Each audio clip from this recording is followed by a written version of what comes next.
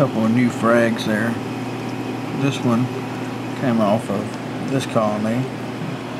So did this one here.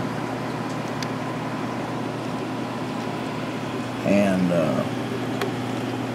that blue zoantha there, I just purchased that little frag last weekend, or weekend before last.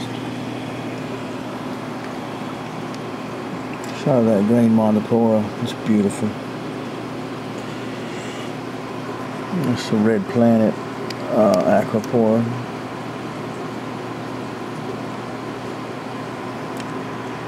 And the bird of paradise, SPS. These are all new frags. Got some aptasias, I guess you see. This is a tricolor aquapora. And the green slimer aquapora, all new frags. And growing well. They were, if you'll notice the growth around the base of all of these, that's all grown within about 2 months' time, 2.5.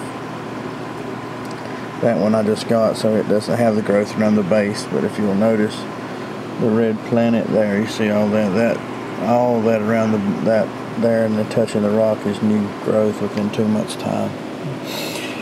Growing excellently.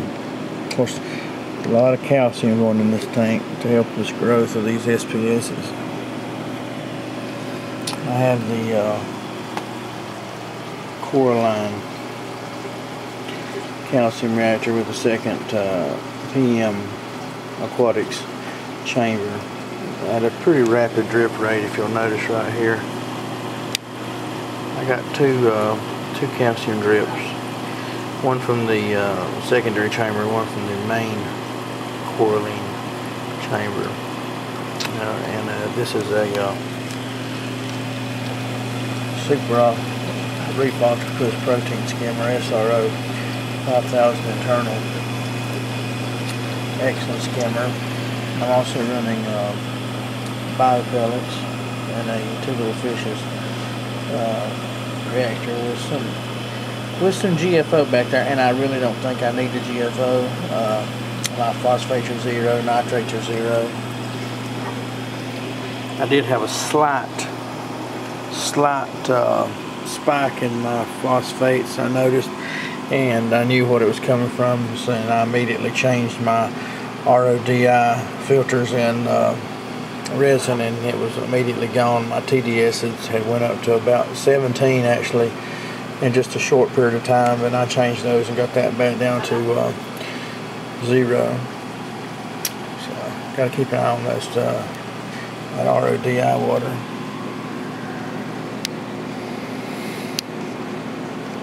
It's really not as complicated to do this if you're not into this as you might think. Once you get the basics down, it's really not. You get that phosphate and nitrate out of there. Don't ever get it's just a perpetual type deal once you get it set up and going correctly, and find out just what to do your water changes. Some people don't do water changes, but I've found that I can get by without doing them. But there is a difference in surviving and thriving. And if you do water changes, you know what I'm talking about.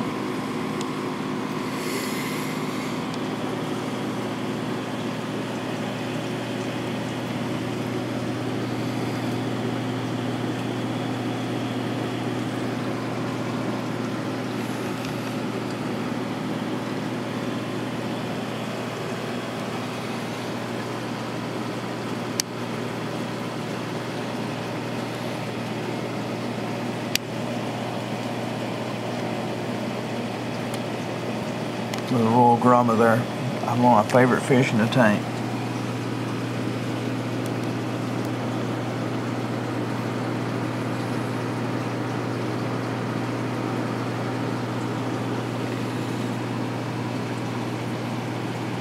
So just hiding place up in there.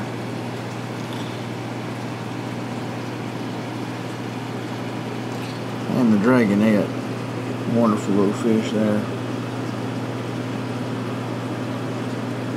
The female, you notice the pectoral fin is small. That's how you tell the female from the male. The male has a very large pectoral, if I can get that out there. much larger pectoral fin on their back than the female does. Pulsing Xenia. Oh my, Pulsing Xenia. Let me tell you something about Pulsing Xenia. If you've got a healthy tank and you feed your corals, I would advise putting this somewhere where it can't spread very easily, because it will do this right here. All of this Pulsing Xenia that you see started from a colony about the size of this one right here. That one right there. All of this come from a colony in a year's time. So be careful what you wish for, because with Pulsing Xenia you just might get it.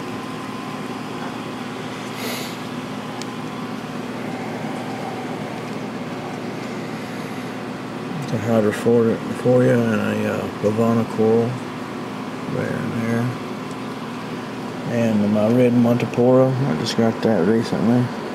It's not had a chance to grow very much yet. Also another candy cane frag off of this large colony. When I got this candy cane frag here about 3 years ago, it was only 4 heads. So that gives you some kind of idea how this thing grows in the right conditions. Again, my sump's a 45-gallon sump. I am running a refugium, but nothing in it mainly but some mineral mud and a large amount of Chato. So, a quick look at tank update. I hadn't done one lately, so I don't know if I've done a tank update since I've added the MP40 or not, but this thing is expensive but worth it. I've noticed an improvement in a lot of my corals since I got that thing. Once you learn how to use it and what settings to put it on for what times of the day and what kind of action, wave action you're trying to create, it really is beneficial to the corals. So notice now the corals are just kind of steady with a little bit of movement. Allow me to put this thing on wave action and you'll see what I'm talking about. So here we'll select it to select the frequency of the waves. And come back around here and you'll actually notice in just a minute here, start getting some back and forth motion.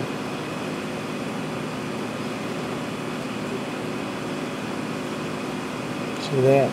And it will grow more and more. I have a 6-foot long tank, so it's hard to get that kind of motion with just one. I need another one, and it will really increase that back and forth motion. But you see what you get there. You can actually see the up here in the overflow, see the water surging up and down. That's good. That helps to skim all the nutrients off the top of the water, pulling it down in there like that as well. I do have some other wave action over here, but nothing like the Vortec MP40. I have to say that that middle power head there looks like a Maxi Jet, but it's actually from Odyssey. It's an Odyssey 550, and it does 550 gallons per hour for $18. You cannot beat those. They're just excellent power heads. And I usually keep my salinity around 1.26 to 1.25 to 26, and we'll do a